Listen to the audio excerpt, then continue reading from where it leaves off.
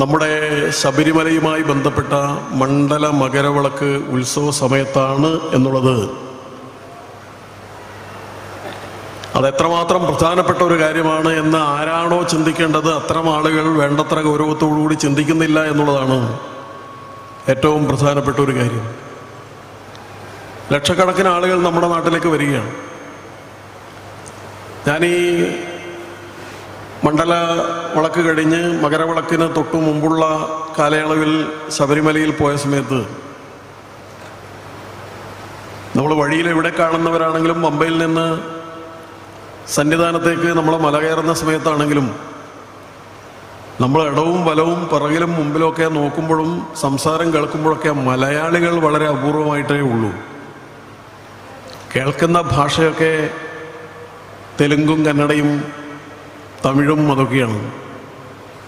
അതായത് മറ്റു സംസ്ഥാനങ്ങളിൽ നിന്നുള്ള ആളുകളാണ് വളരെ കൂടുതലായി നമ്മുടെ സംസ്ഥാനത്തേക്ക് വരുന്നത്. അങ്ങനെ വരാനിടയാകുന്നത് ഇത്രയും കഠിനമായ ദുർഘടമായ പാത താണ്ടി ശബരിമലയിൽ എത്തിച്ചേരാൻ വേണ്ടി അവിടെ വരുന്ന അവർക്ക് ആകെ അവരാഗ്രഹിക്കുന്നൊരു കാര്യം നേരത്തെ ഇവിടെ സൂചിപ്പിച്ചതുപോലെ ഒരു സെക്കൻഡിൻ്റെ 100% സമയമെങ്കിലും എടുത്ത് ആ അയ്യപ്പസ്വാമിയെ ഒരു നോക്ക് കാണണം. ശ്രീകോവിലിനുള്ളിൽ നോക്കിയിട്ട് ഒരു നോക്ക് കാണണം. തലയിൽ ഇരുമുടിക്കെട്ടുണ്ടാവും, ചിലപ്പോൾ കുട്ടികളെ മാറോട് ചേർത്തിട്ടുണ്ടാവും. അങ്ങനെ അവർ കൃത്യമായ വ്രതം 41 ദിവസത്തിലധികം വ്രതമെടുത്ത് ചെരുപ്പ് പോലും ധരിക്കാതെ കഠിന വ്രതാധാരികളായി ഒരു വിട്ടുവീഴ്ചയും ചെയ്യാതെ അവരവരുടെ സംസ്ഥാനങ്ങളിൽ നിന്ന് അവരുടെ പ്രദേശങ്ങളിൽ നിന്ന് ഇത്രയും കഷ്ടപ്പെട്ട് നമ്മുടെ ഈ ശബരീശ സന്നിധിയിലേക്ക് വരുമ്പോൾ യാത്രക്കിടയിലും അവരുടെ ദർശനത്തിന് വേണ്ടിയൊക്കെ നമ്മൾ ചെയ്യുന്ന കാര്യം എന്താണ്, നമ്മൾ ചെയ്യേണ്ടുന്ന കാര്യം എന്താണ്, ചെയ്യുന്ന കാര്യം എന്താണ് എന്നതാലോചിക്കുന്ന സമയത്താണ് അത്യന്തം ദുരിതപൂർണമായ സാഹചര്യത്തിലൂടെയാണ് അവർ ഈ ദർശനം കഴിഞ്ഞ് തിരിച്ചു പോകുന്നതെന്ന് മനസ്സിലാവുക. ചിലർ കഴിഞ്ഞ വർഷത്തെ അപേക്ഷിച്ചാണ് ഇപ്പോഴത്തെ കാര്യങ്ങൾ പറയുന്നത്. കഴിഞ്ഞ വർഷം ആയിരക്കണക്കിന് ആളുകൾ ഇരുമുടിക്കെട്ട് ആയിട്ട് ശബരിമലയിലേക്ക് പോകാൻ സാധിക്കാതെ പമ്പയിലും അതുപോലെ എരുമേലിയിലും മറ്റു പല ക്ഷേത്രങ്ങളിലൊക്കെ പോയി അവിടെ നെയ്ത്തേങ്ങയിലെ നെയ്യൊഴിച്ച് നാളികേരം ഉടച്ച് തിരിച്ചുപോയ, കണ്ണീരോടുകൂടി തിരിച്ചുപോയ സാഹചര്യങ്ങൾ നമ്മൾ തന്നെ നേരിട്ട് കണ്ടിട്ടുണ്ട്. കാരണം അവർക്ക് പോകാനുള്ള സാഹചര്യമില്ല, പോകാൻ പറ്റുന്നില്ല.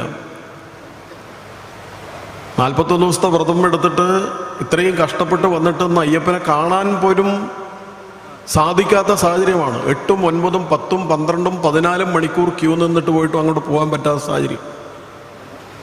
ക്യൂവിൽ നിൽക്കുന്ന സമയത്ത് കഴിഞ്ഞ വർഷം 12 മണിക്കൂറും 14 മണിക്കൂറും ഒക്കെ നിൽക്കുന്ന സമയത്ത് കുടിവെള്ളം പോലും കിട്ടാത്ത സാഹചര്യം.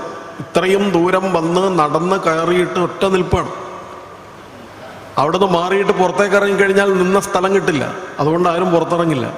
പ്രാഥമിക കാര്യങ്ങൾ ചെയ്യാൻ പറ്റുന്നില്ല. ഇതൊക്കെ എത്രമാത്രം വൈഷമ്യങ്ങളാണ് ഭക്തർക്കുണ്ടാക്കുന്നത് എന്നുള്ളത് ഊഹിക്കാവുന്നതിലും അപ്പുറമാണ്. നമ്മൾ പറയുന്ന സമയത്തെല്ലാം സുഖകരമാണ്, സുഖദർശനമാണ്, ഒരു പ്രശ്നവുമില്ല, ഒരു പരാതിയുമില്ല, ആർക്കും ഒരു ബുദ്ധിമുട്ടും ഉണ്ടായിട്ടില്ല എന്നൊക്കെ നമുക്ക് പറയാം. അത്തരം ഭംഗി വാക്കുകൾക്ക് അപ്പുറത്തേക്ക് യാഥാർത്ഥ്യം എന്താണ് എന്നറിയണമെങ്കിൽ കുറച്ച് സമയം അവിടെ സന്നിധാനത്തും മരക്കൂട്ടത്തും അതുപോലെ അവർ പോകുന്ന വഴിയിലൊക്കെ നമ്മൾ പോകേണ്ടതുണ്ട്. വളരെ വളരെ ബുദ്ധിമുട്ടേറിയ രീതിയിലാണ് കാര്യങ്ങൾ. ശരിയാണ്, അയ്യപ്പന്മാർ ഏത് ബുദ്ധിമുട്ടും സഹിക്കാൻ വേണ്ടിയിട്ടുള്ള മാനസികമായ സന്നദ്ധതയോടുകൂടിയാണ് തീർത്ഥാടനത്തിന് വരുന്നത് എന്നത് ശരി.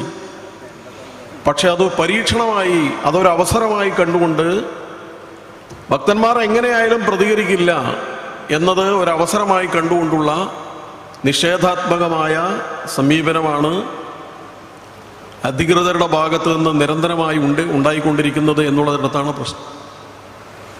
ഇപ്രാവശ്യം വാർത്താമാധ്യമങ്ങളൊക്കെ റിപ്പോർട്ടുകൾ വരാതിരിക്കാൻ വേണ്ടിയിട്ട് അവരുടെ ഓഫീസുകളൊക്കെ വളരെ ദൂരത്തേക്ക് മാറ്റി.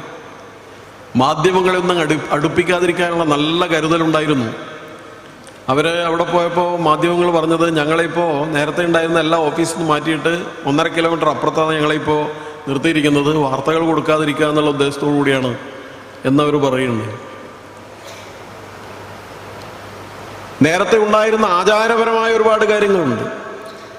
ഇപ്പോൾ പമ്പയിലാണെങ്കിൽ പമ്പ സദ്യയുണ്ട്, പമ്പ വിളക്കുണ്ട്, പമ്പയിലുള്ള മറ്റ് പിതൃകർമ്മങ്ങളുണ്ട്. ആ കാര്യങ്ങളൊക്കെ ചെയ്യാൻ വേണ്ടി, പിതൃകർമ്മങ്ങൾ ചെയ്യാൻ വേണ്ടി നേരത്തെ ഉണ്ടായിരുന്ന സ്ഥലങ്ങളിലൊക്കെ കമ്പിവേലി കെട്ടിയിട്ട് ആളുകളെ അങ്ങോട്ടേക്ക് ഇറക്കാൻ സമ്മതിക്കുന്നില്ല. അങ്ങനെ ഓരോരോ ആചാരങ്ങൾ മുടക്കി വരികയാണ്. കഴിഞ്ഞ വർഷം ഞങ്ങൾ ദേവസ്വം മന്ത്രിയും ദേവസ്വം ബോർഡ് പ്രസിഡന്റ് അതുപോലുള്ള പ്രധാനപ്പെട്ട അവിടുത്തെ ഉദ്യോഗസ്ഥന്മാരുമായി സന്നിധാനത്ത് വെച്ച് തന്നെ ഇത്തരം കാര്യങ്ങളെ സംബന്ധിച്ച് വലിയ ഒരു നിവേദനം തയ്യാറാക്കി നൽകിയിട്ടുണ്ടായി.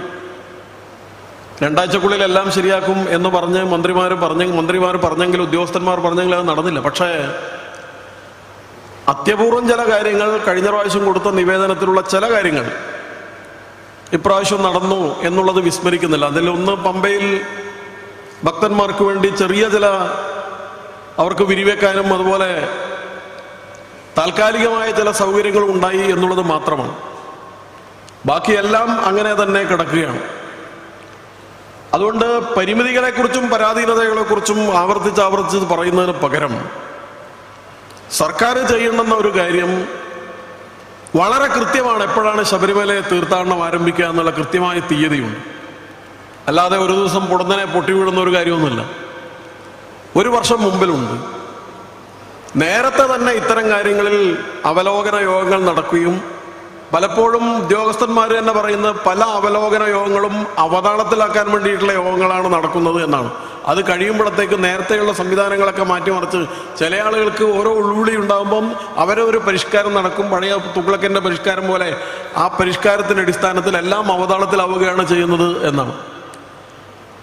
അതിനെല്ലാം പകരം ലോകത്തിൻ്റെ നാനാഭാഗത്തും സന്നിധാനത്തിലേക്ക് എത്തുന്ന ആളുകൾക്ക് സുഖദർശനം നടത്തിയിട്ട് ആത്മസംതൃപ്തിയോടുകൂടി തിരിച്ചു പോകാൻ സാധിക്കുന്ന രീതിയിലുള്ള സംവിധാനങ്ങളാണ് ഒരുക്കേണ്ടത്.